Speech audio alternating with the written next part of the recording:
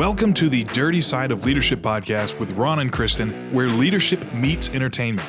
This podcast features stories with names and certain aspects that have been changed to keep submissions private. Enjoy the show. Welcome to the Dirty Side of Leadership podcast. On this episode, we are going to discuss topics inspired by our contest winner, Jake Valentine.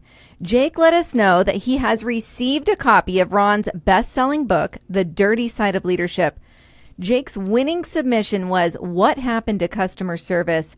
And I was especially excited about the topic because I've really noticed a decline in customer service during and post-COVID. And the excuse was always COVID. But here we are 3 years out and the great excuse is no longer working. Ron, what are your initial thoughts? Oh my gosh, Kristin, don't get me started. And I will tell you something. We struck a chord with our Facebook group. We got a lot of submissions. I'm going to share some of those. But I just thought it was so funny when we were, deciding the winner of the contest and coming up with this topic. I picked up lunch at a place that rhymes with hash burger and starts with an S. And so I drove to my daughter's house with lunch. We pull it out. Hers isn't in there. Yes, I could have stood in the store and checked, in the restaurant and checked the bag. I didn't. But here's the point. I called and the manager, I asked to speak with the manager because the person I'm speaking with was of no help at all. Yeah. So the manager goes, do you want to come back and get it? And I said, I'm 15 minutes away. We're having lunch. He said, well, come in and we'll take care of it. So I'm like, great. So I go back in like 3 hours later when I'm back close to the restaurant. And there was a person working there. She said, we were told to refund you. And I said, that's fine, but I think, a gift card or something, would make this a lot better. And she goes, well, we're giving you your $12 back. Wow. And Kristin, I did have a few words. I just said, hey, I'm not angry at you. You work here, but here's a little teaching lesson for you. And I explained to them, you want to make the customer whole. My daughter had to make her lunch while we ate, the restaurant, the food. Yeah, that's bad. So it was just bad. So it did strike a chord, but I don't think there's anyone out there. And listen, there's isolated incidents, and we're not talking about that. Someone sent a message that said the customer isn't always right. We know that. But we are talking about a full-blown attitude and approach to customer service. So as always, Kristin, we're going to identify some issues, but offer some solutions. Yeah, absolutely. So according to businesswire.com, overall customer satisfaction tracked by the American Customer Satisfaction Index fell 9 of the past 10 quarters and now sits at its lowest level in 15 years. Now, they say the collapse in customer satisfaction began in late 2018, well before the COVID-19 pandemic began, and has continued to this day.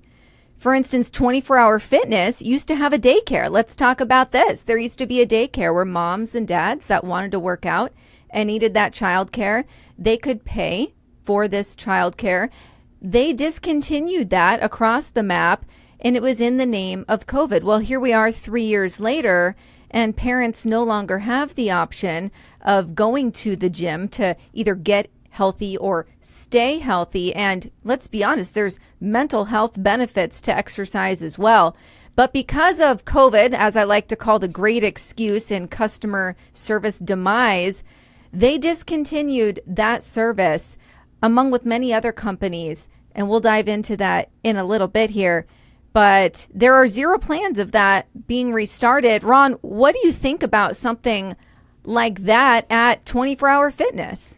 Well, yes, but I think it's not just 24-Hour Fitness. And I don't know everything that's going on, but this is the truth, Kristin. You're going to even find this hard to believe. I had a meeting this morning at 7:30 at Starbucks. I walk up to the counter and I just got a regular coffee because, I just wasn't in the mood for iced coffee this morning. The person working there said, we don't have coffee. And I couldn't help it. I go, wait, what? And some people even in the store started laughing. I got an Americana, which is pretty much the same thing. But I'm just saying, I don't know what's going on. I really don't. But we didn't just get this information from one source. According to Forbes, Across the United States, there's a steady decline in nearly every type of business. Companies just aren't paying enough attention to providing adequate levels of customer service by phone, online, or in person. For the American consumer, standard service has become the new normal. Often companies will go on the defensive when called out on poor service, blaming it on the tight labor market or the shortage of qualified employees. But it often comes down to not taking the time to instill the core service training for all customer-facing employees. Right. These businesses do not recognize that the cost to acquire a new customer is always higher than simply taking better care of and retaining your current customers. Yeah, absolutely. And Ron, to your point earlier, how you weren't made whole after driving out of your way, 15 minutes times 4, right? So there are studies out there that show, and I've known this for decades, if you make a customer whole, say they have a negative experience like you did, and they do the right thing by you, you are more loyal than if you just went in and had a B+ customer service experience without issue. So there is so much to actually making sure that they have a great experience. And if there is something that you can work on, you fix it and they will stay loyal to you if you make it right. So it's very impactful. I know we have a listener submission from Dwayne Addison. I'm going to go ahead and read this. I went through the drive-thru to get breakfast one time and the employee never made eye contact or greeted me. She took my payment and then handed me my bag of food. But when she handed me my large orange juice, she was looking into the restaurant at the same time. She let go of the cup before I had grip on it, so it landed on my car door and OJ goes all over my dress clothes and my vehicle. She closed the window and walked away without any clue of what just happened. The restaurant was slammed and I didn't have time to park and go inside. So I quickly drove back home, changed clothes, and then I had to rush out the door to get to work on time. Later that day, I called the restaurant and spoke with the manager who apologized and said they had a lot of complaints that morning on this employee and she was no longer working there. Wow. I appreciate that submission and that's bad, but I'm glad that person is no longer at that place dealing with customers, working with customers. Good I hope that's gracious. a life lesson for that person. We should call that one Dwayne didn't get his vitamin C. I think I that know, would be, right? That would have been a what good a submission. disaster. I would have wanted to rage. Can you imagine you have OJ all over you and it's sticky and you're in a rush to get to work? Not a good situation at all. Dwayne, by the way, was a radio DJ. He's got that radio voice. Oh, I love a good radio voice. You would think he would command that respect. Yes. Let's get everyone a little more fired up, Kristin. Yes, let's do it. We got a few more submissions. This came from Derek Combs. I went to a pontoon boat sales facility. Parking was just, I guess, wherever you want to because there was no designated parking facilities. We went inside and it was like they were terrified. I asked to see some items. They told me I could look around myself. I asked for prices and they said that prices were online. I and my son looked at the nearest boat and left, not that they even cared. Wow. Can you imagine telling someone when they're in the store you can find the prices online? That's insane. Literally insane. But I totally believe that's happening today. Yeah. Kelly Blankenship Ball, this is good. All right. It was just me at a local sit-down restaurant. When the host asked how many, I replied 1. They demanded I sit at the bar. I refused and asked to sit at a table. The service was poor altogether, and I see you commented on this one, Kristin. Oh, yeah, on Facebook. Yeah, that's literally insane. So rude, too. It's like, just because I'm by myself and you want to have a 2-top, right, and have double the ticket price, double the tip, yada, yada, doesn't mean that that's okay. Just because you can doesn't mean you should. Kristin, you brought up a point. I have talked to people in the food and bev industry now. A lot of them provide great service, so that I'm not picking on someone, but a lot of them, it is totally tip-driven. Right. Everything's about tips. So, I think that's something that people have to reconcile. And it would seem to me having Kelly at a table versus the bar might be better for the server. I don't know the answer to that. But again, it's not about what the customer wants. It's about what we want. Yeah. I think, Kristin, we need to write a golden rule and put the word customers in there. I think so. Before we move on, let's talk about tips. Like right now, it's also been the great excuse. Now, here we are again, 3 years later, and now people that are simply ringing you up for a purchase, they expect a tip. And I'm talking about almost every place you can go and purchase something, fast food, or I went and got bubble tea the other day. She barely even looked at me, and the tip's right there, and she's staring at it, right? Like, how awkward is this? And do you think that these companies really feel like people are going to tip out of, they just feel bad and they don't want to look like they're not tipping? Or why do you think they rolled it out in the first place and thought that that was appropriate when there's barely any service being provided? Kristin, recently I reposted, it was like, showed a bagel, and it was like, it had 15%, 20% and 22%. And it said, come on, you just sold me a $2.99 bagel. Like, yeah, what I is mean, this? I'm serious. And I always tip my 20%, 22% if someone's wonderful.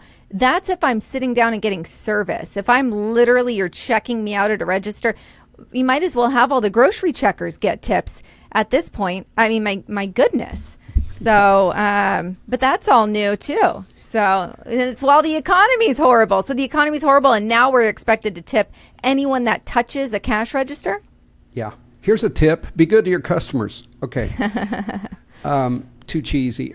All right. This came from, and this is interesting, one of our associates of Forward Operations, Palmetto Media Company, Gary Tucker, had his Facebook hacked last week. And this is a media person who, and please, if you're listening, this was an old account and he didn't have dual authentication. If you don't, on any of your social media platforms or email, I know it's an effort, but get that dual authentication because you need it. There are some great hackers that will take your stuff. But anyway, it starts like this. On his phone, he received a password reset code. But he was driving. I think he was driving. He didn't have a chance to get to it. And by the time that he did, it basically said the password's been changed. And it was 20 minutes later, and he clicked, that wasn't me. Too late. It was already taken.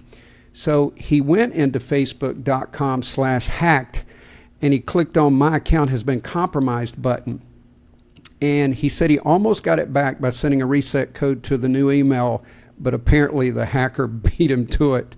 And there was an option to verify his identity by uploading his ID. He tried doing that multiple times, but the link also went to an error page. And every attempt afterwards was futile. The only option from that point forward was to send a reset code to the hacker email, but it was directed to an error page. Then there was an option to verify my identity by the next option was call customer service. He called, it got the meta help desk that said there's no humans that can speak to you on this issue. So he has worked tirelessly to try to get this account back. But how frustrating is it when you get all the automation? I know we've talked about AI and it can have some good benefits, but sometimes you need to talk to a human being, and it seems that bigger agencies, bigger corporations are going more and more to the point of automated system. And I get it. It's probably cheaper personnel-wise, but it's not there. And it just cannot help you with your problem in many instances. Right, especially when it's heightened like that, when it's a measure of security, your personal information, that is not, and it's not okay to not have a person at some point to be present for you. So that, I can't even imagine how maddening that had to have been. And unfortunately, this type of thing happens all the time.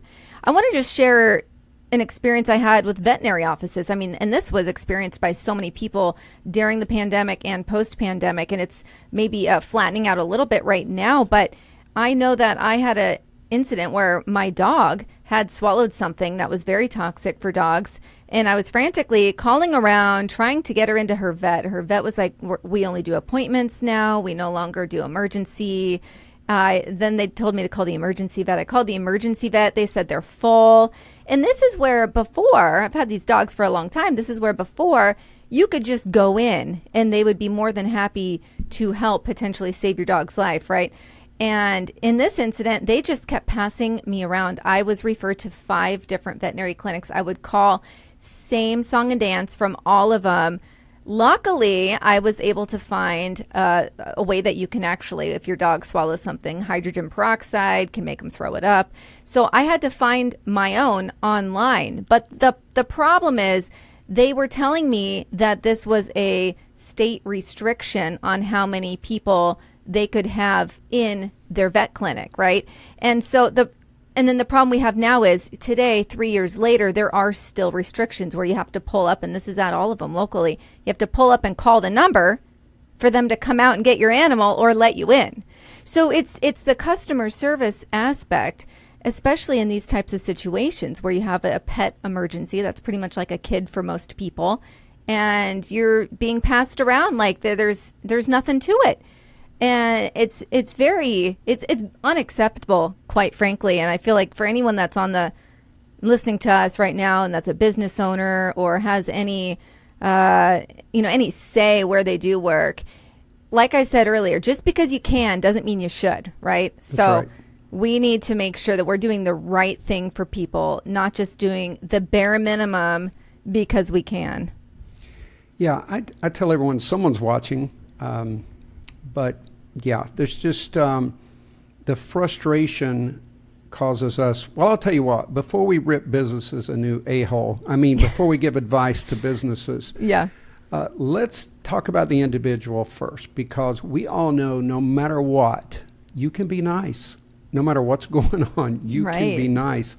And I think it will pay off in the future. But Kristin, what advice would you give to individuals? And some of the, I will call them excuses, but some of them are legitimate. People feel undervalued. They feel underpaid. They feel overworked. What would you say to those individuals?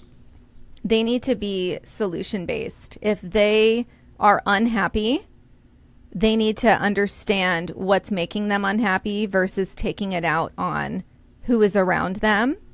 And so it needs to be introspection.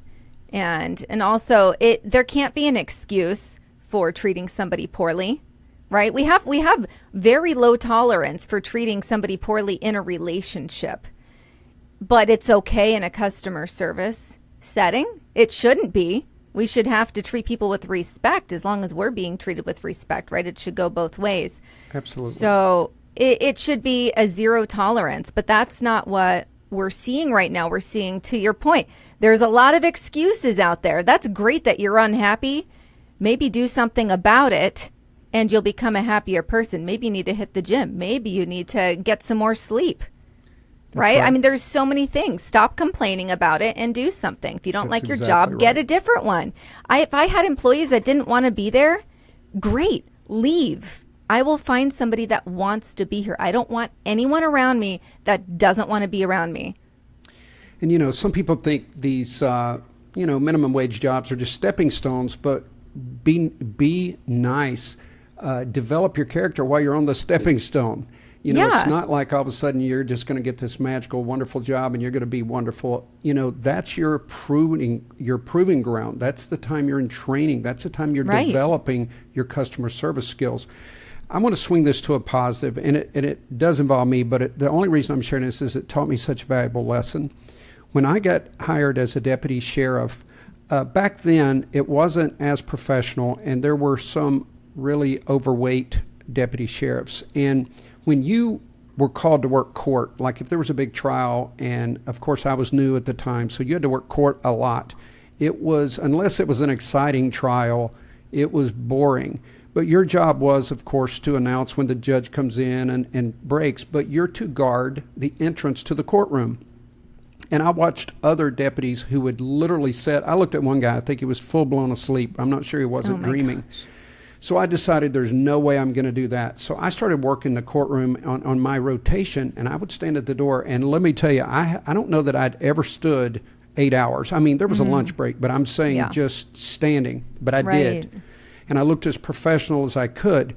So a state probation officer job came available. I did not realize you're supposed to really pad the application. So this was a separate lesson. I filled out the bare minimum on this application, sent it in because I thought I meet the qualifications. I got my bachelor's degree at that time. So it turns out the state of Virginia sent back 6 names. My name was not on the list. I did not even know the judge knew my name. And it turns out another deputy that knew the judge well came to me and he said, you're not going to believe this, but, I'd already found out my name didn't come back and I was very, just depressed. Right. And this deputy came to me and he said, the judge has refused to hire anyone and wants to know why your name wasn't submitted, because I had told his assistant that I had applied. He sent it back. She told me to pad my resume, get letters and everything. So I literally sent a package to Richmond, Virginia, and I ended up getting the job. And I only use that. It's not like, I'm better than anyone else, but I use that as an example that I did not know the judge was even noticing that I was standing or that I was really punctual when they admitted something into evidence. Sure. I would hand it up front. Didn't realize it, and it turns out the judge was watching, and it paid off. Yes. People notice when you go above and beyond. And even though technically, if you think about it, you weren't necessarily going above and beyond, but you were making a point to be professional and to have that authoritative appearance where it sounds like the others were not. And that does go very far. And I'm so glad that that was noticed. Yeah, me as well. All right. Getting customer service right. So how can your company buck the trend? It starts with making a commitment to improving customer service. There's an old saying, put it on paper. Of course, it's online now. Right. But the company business, the service should be a priority. It should be part of the company's strategic plan. It should be part of vision, mission, values, and of course, you're establishing a brand. When we talk about, I don't want to do a dissertation here, but when we're talking about the vision, that's the what. That's like, where are we going to be in 5 years from now? When you talk about your mission, that's how we're going to get there. And sometimes that's fluid. There can be policy changes. You may have to change the mission, but your vision shouldn't change. Right. The mission can change. And then your brand, your values. Why are we doing this? And I think that's the disconnect. I think a lot of people, I want you to imagine this. We've picked a little bit on, say, fast food. But if someone just had the attitude that I'm going to serve someone is going to eat a good lunch because I took time to prepare this food, or I'm bagging the food, or I'm just working the window or the counter. If people had those kind of attitudes, and I can tell you, because I am a leadership coach, my daughters, I don't know which one they like the least when I am upset about customer service or I have to brag on someone. And one time, they were out of cups. So they were going to put my coffee in a larger cup. Now I'm with my daughter. And they were just going to give me the amount of coffee that was a tall instead of a grande. So you can figure out where it was. Right. And I said, hey, this is a leadership moment for you.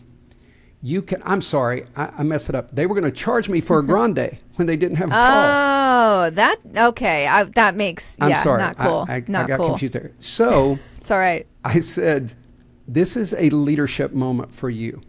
I ordered a tall, yet you are giving me a grande because you don't have tall cups, and right. you're asking me to pay for a grande. Yeah, because you didn't plan properly. I didn't. And I said, this is a moment. You can make the right decision here. You charge me for a tall. And this person did. Yeah. And then I said, good. You see, that was easy. And you did, you took care of a customer today. So, that's why my daughters don't like to go in public with me. Hey, I'm glad you stood up for yourself, though, because that would be asinine. It's their problem that they didn't foreshadow how many cups they needed to order, right? So for you to pay for it is completely ridiculous. So good for you for not being a doormat. And for those of you who might be getting frustrated, we will do one in the future maybe about what happened to good patrons, because I have seen people that walk in with a chip on their shoulder and they're going to just argue with someone. No matter what, they're going to send the food back. So we'll cover that at some point. So if you're in the food and bev or you're in the service industry of any type, we're not picking on you. We're talking about those people who just don't focus on customer service. And I'm sure people listening to a podcast would never do that. Never. So enough on vision, mission, and brand. But I just want to encourage businesses to understand that your brand is your reputation. It's Right. why people talk about you. And if you shut down right now, there should be a void in your industry. There should be a void because you're not there. Right. I use Chick-fil-A a lot, Kristin, when I talk. And I had lunch with someone very high up in a company today, and he went to their headquarters and took training. Now, he's not in an industry, doesn't work for Chick-fil-A, but that's where they sent them.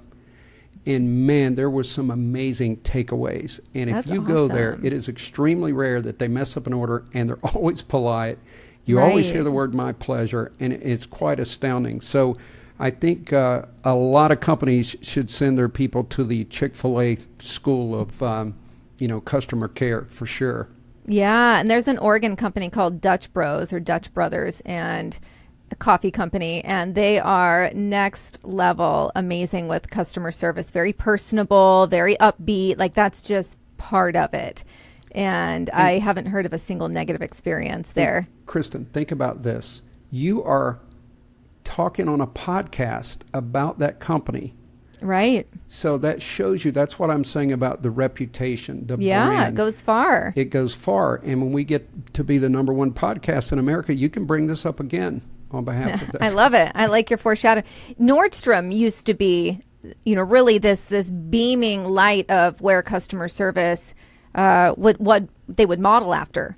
And not as much anymore. Over 50% of Nordstrom's business is online sales. So that drastically changes the focus of the company and naturally who's going to be attracted to working there when you don't have those commissions at the level you once did. But that company, they were known for customer service. And so you're right, like Chick-fil-A, we have Dutch Brothers in Oregon. You really can make a name for yourself, and that goes far, and it will draw people in for the experience. People will pay a little more for That's exactly a right. good experience that is consistent. So that's absolutely true. Very so we've powerful. talked about vision, mission, values, brand, and the one last thing I want to say is that the mission needs to be, and the vision needs to be part of the fabric. In other words, if someone Right. asks you, what's your company's vision? All employees should know that. The first thing we did at the Academy is we covered the vision statement. Why are we here? Why do we provide this service? And we were known, we had an excellent reputation of providing superior training to our staff. And it was because it does start at the top. I made that a priority. These are, even though they're federal law enforcement students, they're our customers. Right. And they need to leave here with a great experience. So Yeah, it's important. You're right. People talk about, what else can companies do, Kristin? Well, I like understanding the vision. I think that, if we're talking about companies, but also employees working at companies, you can, Ron, you talked about working your way up, and don't just see something as a stepping stone, but really a way to make an impact and turn it into something so much bigger than yourself. Dressing for success. We've talked about that. Oh gosh, at least 50% of the time we're talking about dress properly. Don't have wrinkles. Look good, right? Present yourself in a light that is successful. You want to be timely, have a positive attitude, be responsible for the energy you're bringing in to the space. And this is a huge one. Follow through with your customers. We're not talking fast food or any of that stuff. Obviously, that's a different level. We're talking about, let's say, furniture sales, or, there's so many places that require a little more hand holding. I know that sounds kind of amateur, but you have to, it's a process, and you work through the process with your customers, your clients. You need to follow up with them. I know at the bank, if you drop the ball, you have lost that client, because you're dealing with their money. And if they can't trust you to call them back, the trust is broken. So follow through is so important. And just getting them through the door with all the competition out there, if you break that with lack of follow through, that is your fault, because it's so avoidable. So that should be an absolute, when you're training and you're setting expectations and examples for your company. Kristin, I think a lot of real estate agents do a good job. I remember I've bought several homes. I mean, not at one time. So, but I didn't want everybody to, No, I was a multimillionaire. Every time I've bought a house, I get everything from a gift basket when we arrive. And my most recent, when I purchased a home 3 years ago, I got this beautiful wreath at Christmas time, months later than when I bought the home. And I think that's really cool. That really estate agents understand that people will buy another home. Or I'll talk to my friends about this person. So right. Yeah. They know how to build that relationship for longevity. Yeah. And it's funny, I bought my house 14 years ago, but when I am going to sell it, I plan on working with the guy I bought it from. Like no one else is even in my mind right now. So, and it's because he did an excellent job. So you can have that longevity if you go above and beyond, for sure. What about surveys? Oh my goodness. Surveys are great, but working in CX at the bank for 5 years, there were customer experience, for those who don't know the CX logo, or acronym, excuse me. Surveys happen all the time, but I'll tell you what, it's not all the time that the survey actually goes somewhere. So it's like setting expectations, but without inspecting your expectations to see if they were actually met. And so surveys are great, but you need to have a process for once you receive the results. What is done with that? Are you following through with a negative experience? Otherwise, what was the point for the client to fill out a survey? And this can be in a restaurant, it can be at a bank, it can be anywhere. You get a survey almost everywhere you go today. So again, to beat a dead horse, you have to do something with the information the customer is taking the time to give you. You need to do something with it. Follow through with them. Make it right. Make them heard. No, that's great. Yeah. Okay. Another thing that business can do is invest in your employees. I think onboarding has got to cover customer care. If you're in the sales industry, if you're dealing with customers, that needs to be a part of the training. And I think so many times we look at procedures and policies that we forget that. And then the managers, especially middle managers, they wield the real power with the employees. They should observe and provide feedback from day one, and that way you build a culture of feedback. We've talked about it before, and I'm not going to talk about it at length here, but if you're providing feedback on a regular basis, it's not as hurtful. But if you do it once a year, even twice a year, then it can create resentment. So build a culture of feedback. And that way you can constantly coach someone. That's why I always tell people we're going from, command and control to coaching, and it will work and it'll pay off. And allowing people to feel valued. In other words, if you're coaching, you don't just want to point out what everyone did wrong. Right. You got to point out what they did right. What else, Exactly. Kristin? Well, it makes me laugh because I know that there's so many managers, middle managers, they don't give feedback until it's review time. And some companies only do reviews once a year, some are quarterly. Yeah, it's true. And can you imagine getting a review and the incident that's being brought up and that you're being graded down for was 9 months ago?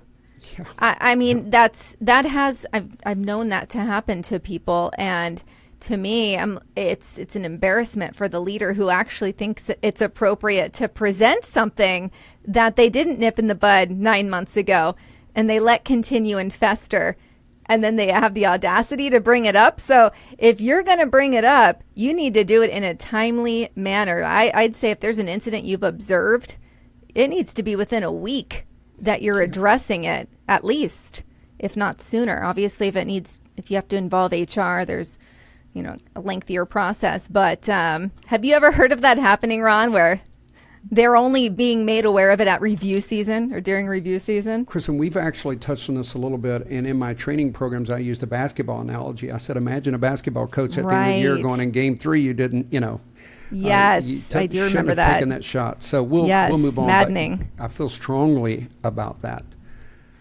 What else, Kristin? Yeah, so I know that it's important to understand the customer journey. So especially in banking, there were so many acronyms, and you need to make sure that you understand who your audience is, no matter what industry you're in. And when you're speaking with your customer, don't speak in acronyms that they're not going to understand. You need to speak to them clearly, candidly, but also to where they can digest it and actually know what you're talking about. You run the risk of them becoming agitated because they don't know what you're talking about. And then you also could make them feel stupid for not knowing what you're saying, right? So you can go in a couple of different directions there. So understand where your customer is coming from. If you're working with someone that understands your industry a little better, then you can speak with them maybe at the next level. But it's best to always put yourself in their position and really understand what their journey is and how that conversation is going to be digested. Yeah, so true. I'm going to throw out just a couple more. Put your money where your mouth is. I know all small businesses can't do this, but you award raising the bar for customer service. Any type of bonus, even if it's leaving an hour early, that's still putting your money where your mouth is, even if you can't give a raise. But if you can give a raise, Right. if someone's provided excellent customer care, let it be known. But I want to tie that into, I think there's a nexus between put your money where your mouth is and celebrate success. So many times I think we forget to celebrate success. And whether it's small, if someone has a happy customer that actually tells the manager, this person really helped me, that should be known throughout the company. Right. There should be, whether it's an in-house newsletter or whether you're in a small group where you tell people, but celebrate it. Get people accustomed to knowing that customer care is a great thing, and we celebrate customer care here. Right. I think that can speak volumes as well. Yeah, absolutely. And it's time for customers to report bad service that they are receiving. And, to your point, Ron, like what you shared about us with Smash Burger, I'm just going to say, we just had one go in here in Portland. People were so excited about Smash Burger. Before it even opened, it was vandalized. The windows were smashed out. Typical little Portland story for you. But when you talk about a customer service experience like that, and it's important that leadership, like you made leadership aware, right? But so many times there's a lack of accountability because people don't take the time to make the leadership aware. Now, you don't want to get labeled a Karen or a Kevin, right? Kevin is the male version of a Karen. Now, you want to pick and choose your battles. Is that a hill you want to die on, right? Like there's little things, there's little things that you just need to let go. I'm not talking to you, Ron, just in general though, but there's little things. But if it's something like that, you do want to involve leadership so that the person that isn't up to par, that they get some coaching and some advice, and maybe they need to move on or whatnot. But it is important to give feedback when it's due. Kristin, I do think that's very important. And by the way, I've had good service at Smash Burger. So if the CEO of Smash Burger is listening, this was an isolated incident. Give me some free stuff. I did want to use that, though, because it paints such a clear picture because people are thinking about restaurants in their mind. Yeah. And then, Kristin, we will just touch on this because of time, just barely, but there's online barriers to customer service. We're talking a lot about personal interactions, but we know that so many things is automated, and we've already talked about it. But one of the trends in doing research is we found out that people expect less. In other words, the bar has gotten so low, people don't even expect good treatment. And that's Right. why, just as Kristin said, take that extra effort and do the online survey or stay on the phone another minute. Even if it doesn't go anywhere, you will know you did the right thing. Right. But if you do if it rises to the level of calling a manager, I'm so glad Dwayne called with the orange juice spill, because that could go days and be unnoticed. And that person, of Right. course, did not need to be working there. Right. We won't even get started on the automated phone, just like Gary trying to get his Oh my Facebook gosh. returned. But, Yeah. oh my gosh, I was just trying to pay a bill the other day. I'm not exaggerating, Kristin. It took me nearly an hour to pay an online bill. It kept saying our system's down. And I was very busy, so I had a window blocked to get that bill paid. Yeah. And it was at the point I almost did the unthinkable and wrote a check. Oh, I know. Those are, when technology doesn't work, it's maddening also. Yeah. But, I will say customer service, I feel like in person has less accountability than the virtual. Like right now, anytime you're calling a call center, that's all recorded. They are constantly, the supervisors are listening in, your conversations are recorded. From my experience, there's a lot more accountability when you have that recording, or even when you're instant messaging back and forth with a customer service rep. That is all able to be written and gone through by leadership. It's the in-person interactions that have a lot less accountability because you don't have that documentation of it. And so as much as there's definitely poor customer service expectations, what I've found through my research is that a lot of people seem to be struggling the most with the in-person. And so that was surprising to me because I thought quite the opposite. Since you're not right in that person's face, I thought that they wouldn't feel as apt to take care of you. But because there is that recording and that surveillance aspect to it, it's the opposite. Yeah, when I finally reach a human, things go pretty well, it seems. Yeah, you're like, yes. So, Kristin, in conclusion, and I'm speaking to individuals, if you're working for someone, with someone, if you're a small business, if you're a church, if you're an organization or corporation, whatever it is, be the difference. Yes. Let that be your mantra. Be the difference. Customers deserve better service, even if they don't no longer expect it, even if they will let you lower the bar. Don't lower the bar. Make it known that your company is different, that you rise above, and it doesn't matter what the other companies are doing. You've got a standard, and you're going to stick with that standard. You want to differentiate yourself from your competitors, or even if they're not competitors. But when people do good things, celebrate. Yes. It starts at the top. Kristin, any final thoughts? Nope. I appreciate this submission because I've been wanting to do an episode on customer experience and everything that we've seen over the past 3 years. So excited that we had so many great submissions and looking forward to next week. Kristin, I always say, how can people reach us? I think the people listening to the podcast know that. So how can people help us? They can help us we want shares. We want you to share us. We want you to rate us. So we appreciate you listening very much. But we need those ratings that will help us climb the charts. Yeah, please tell a friend, talk to people. We've got some loyal listeners who are broadcasting. My friend Jeff in Nebraska, he tells everyone about this podcast. That's and I've got some other people doing the same thing. We're so grateful for that. And again, we haven't even begun to really expand with ads and those kind of things because it's just been so cool that you listeners and people viewing on YouTube and Rumble have been helping us spread the word, and we are so grateful. We have some more exciting topics coming up. We'll have some more contests, things like that. And please stay active in the Facebook groups, LinkedIn groups. We're going to start an external group. So we appreciate you. Yes, absolutely. All right. Be the leader you're meant to be. We'll see you next week. The Dirty Side of Leadership podcast is brought to you by Forward Operations. If you'd like to book Ron or Kristin for speaking events, training, or executive coaching, visit forwardoperations.com. Be the leader you're meant to be.